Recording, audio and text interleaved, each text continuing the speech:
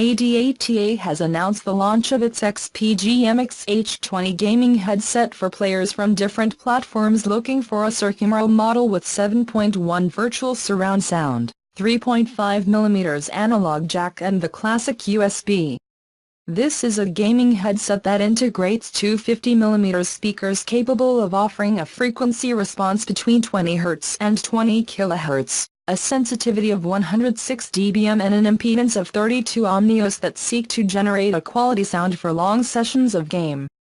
The XPG EMIX H20 offers a striking design, since it is a circumaural model in which each dome integrates a RGB LED backlight system that allows its configuration with different colors. The XPG EMIX H20 offers 7.1 surround sound, although this is achieved virtually thanks to software simulation. In the cable also, we will find the audio controls to adjust the volume, as well as a microphone on/off button.